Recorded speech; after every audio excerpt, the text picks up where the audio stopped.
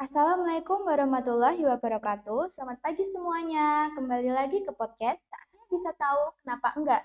Bincang santai teman Undaris. Perkenalkan, nama saya Sekar Wardani dari Prodi Manajemen Fakultas Ekonomi dan Bisnis di Undaris. Sekarang kita sudah kedatangan narasumber kita, yaitu Bapak Dr. Zainal Abidin, STHI, MPI dari Fakultas Agama Islam. Silakan memperkenalkan diri, Bapak. Ya, Assalamualaikum warahmatullahi wabarakatuh, teman-teman semuanya yang ada dimanapun. Ya, perkenalkan nama saya Dr. Zainal Abidin, STHI, MPI dari Fakultas Agama Islam Undaris. Mudah-mudahan hari ini kita bisa belajar bersama. Tema podcast kali ini yaitu bedah surah Al-Quraisy. Nah, langsung saja ya Bapak. Oke.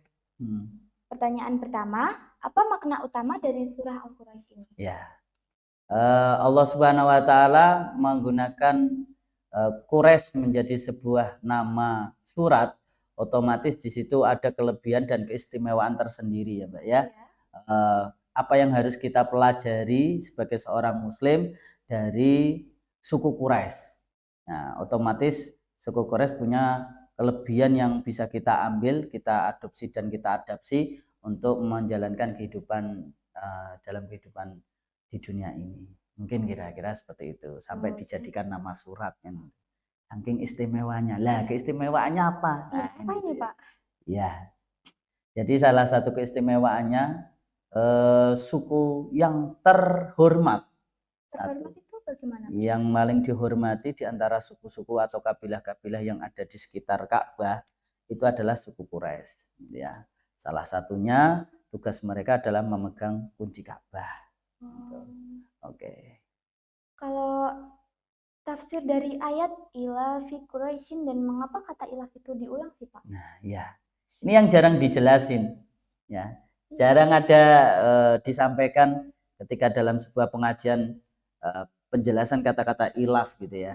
Padahal ini diulang 2 kali, di ayat pertama dan ayat kedua. Li ilafi Quraisyin, demi atau katakanlah itu kan sumpahnya Allah, demi kebiasaannya orang Quraisy, ya. Ilafihim rihlatas syita'i wassaif. Kebiasaannya orang Quraisy adalah melakukan perjalanan atau bepergian di musim panas ataupun di musim dingin. Syita, soif. Syita itu musim dingin, soif musim panas. Jadi mereka melakukan perjalanan bukan hanya perjalanan biasa, tapi perdagangan. Nah, jadi bisa diambil poin pertama, yaitu adalah kita diminta oleh Allah Subhanahu Wa Taala belajar dari kebiasaannya suku Quraisy atau adatnya suku Quraisy atau tabiatnya suku Quraisy, yaitu adalah melakukan perdagangan baik di musim panas ataupun di musim dingin, gitu ya. Jadi budayanya itu berdagang, berdagang di setiap musim. Nah, itu yang menarik ini, ilaf, budaya. Oke. Lalu mengapa sih Pak Allah itu mengisyaratkan nikmat, rezeki dan keamanan dalam surah ini?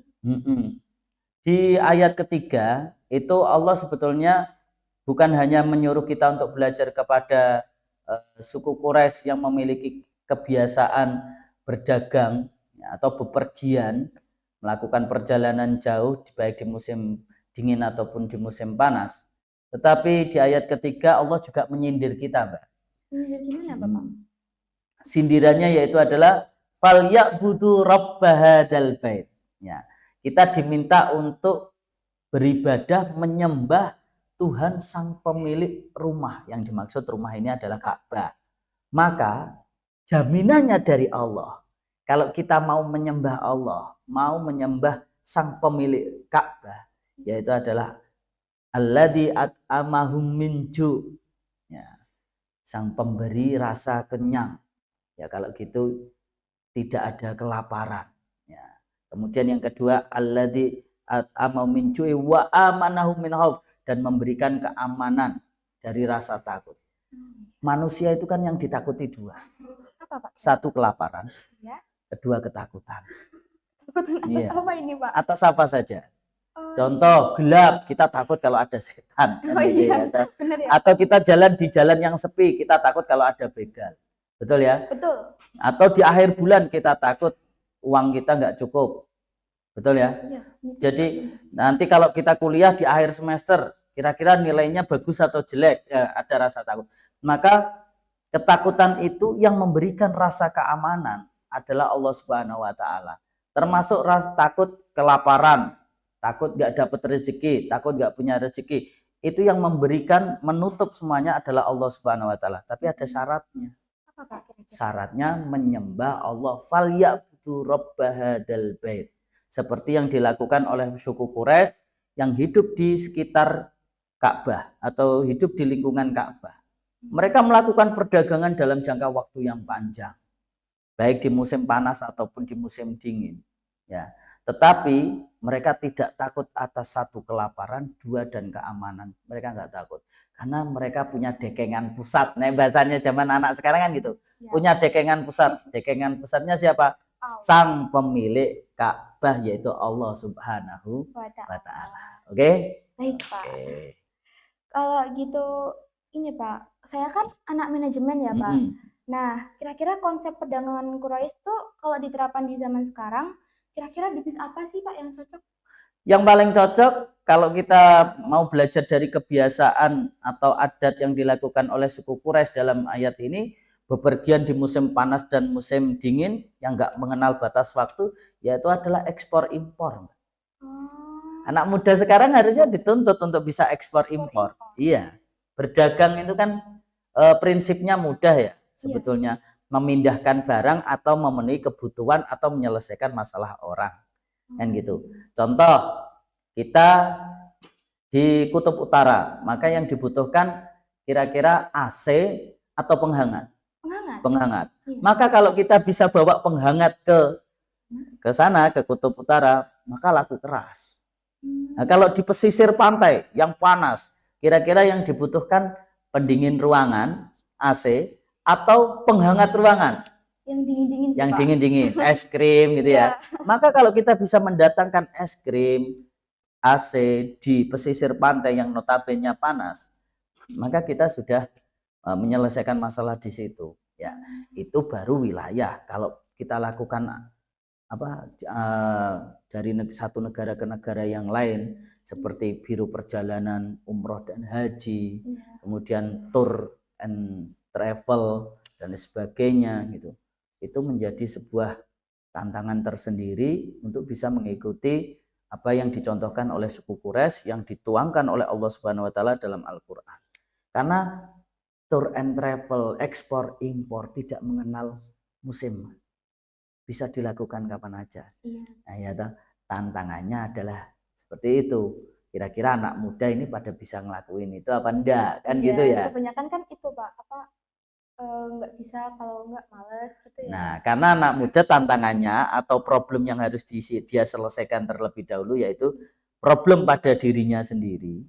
Ya, dia bisa mengalahkan egonya, malasnya atau tidak. Yang kedua, dia mau nggak melakukan sesuatu yang sedikit lebih berat daripada yang dilakukan setiap hari. Ya, hari ini harusnya lebih berat daripada hari kemarin. Kita harus siap. Hari besok yang kita lakukan harusnya lebih berat lagi daripada hari ini. Terus sehingga kita naik level sedikit naik level terus. Nah, kalau pinginnya ayem-ayeman saja, tenang-tenang saja, nyantai, ya wassalam. Habis waktu, habis umur, tidak ada produktivitas yang kita hasilkan. Ya. Dapat kemajuan gitu ya? Iya, enggak ada sama sekali. Kalau itu keuntungannya apa Pak kira-kira? Banyak Mbak. Apa aja? Allah Subhanahu wa taala melalui Rasulullah SAW ya mensyaratkan ada 3 pekerjaan kalau kita ingin mulia di dunia. 1 adalah pertanian dan peternakan. Ya, nggak ada ceritanya orang di PHK karena bertani. Oh iya, milik sendiri ya? Milik sendiri. Nah, nggak ada juga ceritanya peternak ayam, peternak kambing terus di PHK sama kambingnya. Nggak mau, saya nggak mau diurusi sama kamu, nggak ada. Ya toh? Ada ayam mem-PHK pemiliknya? Nggak ada, Pak. Nggak ada, makanya nggak ada ceritanya petani sama peternak di PHK. Nggak ada. Yang kedua, pedagang, berdagang. Itu pekerjaan yang akan bikin kita mulia di dunia, berdagang. Karena nggak ada ceritanya pedagang mem-PHK dirinya sendiri. Oh iya. Ya toh. Yang ada dia mem-PHK karyawannya. Kemudian yang ketiga yaitu adalah tukang bangunan, tukang batu, tukang kayu dan sebagainya. Semua tukang servis, kecuali tukang bohong, itu lain ceritanya ya. Tukang bohong lain. Wah, itu ya, tapi yang jelas itu adalah 3 pekerjaan yang tidak ada masa batas waktunya tidak ada. Jadi akan jalan terus itu. Berdagang bisa dilakukan terus, mulai dari anak kecil sampai orang tua bisa melakukan semuanya. Oke? Baik, Pak. Yang terakhir Bapak, mohon berkenan memberikan pesan-pesan dan closing statement untuk teman-teman Undaris yang menyaksikan podcast ini. Oke, teman-teman Undaris dimanapun berada serta seluruh hadirin atau pemirsa daripada podcast ini, pesan saya yaitu adalah apabila kita ingin mulia di dunia serta mulia di akhirat, kita diberikan rezeki yang cukup dan diberikan keamanan, maka syaratnya satu, menyembahlah kepada Allah Subhanahu wa taala, jangan menyembah kepada yang lainnya. Kalau butuh dekengan, cukup dekengan pusat saja yaitu Allah Subhanahu wa taala, enggak perlu dekengan yang lainnya. Jimat, pesugihan, ya, dan sebagainya, pengasihan, enggak perlu. Tinggalkan itu semuanya karena kita hanya perlu bersandar kepada Allah Subhanahu wa taala. Wal ya'budu rabb hadzal bait alladzi at'amahum min ju' wa amanahum min khauf.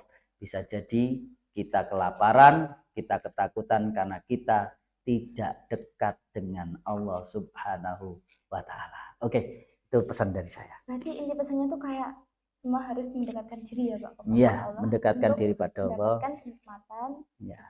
Ya. Apapun itu, kita butuh apapun, rezeki, keamanan, semuanya pusatnya di Allah. Alamatnya cuma satu, Allah. Ya, oke. Baik teman-teman, terima kasih sudah mendengarkan podcast kali ini. Jangan lupa subscribe and share ke teman-teman kalian ya. Dan buat kalian yang bingung mau kuliah di mana, Undaris jawabannya. Oke. Terima kasih ya untuk semuanya yang sudah menyaksikan acara kali ini. Mudah-mudahan di podcast ini kita bisa mendapatkan ilmu yang baru, dan apabila ingin belajar lebih lanjut, silakan datang ke Undaris. Kami siap melayani Anda. Oke. Baik, terima kasih ya Bapak sudah menyempatkan waktunya untuk sama-sama ini. Oke. Selamat pagi. Terima kasih ya semuanya. Sampai jumpa di podcast selanjutnya. Wassalamualaikum warahmatullahi wabarakatuh. Oke.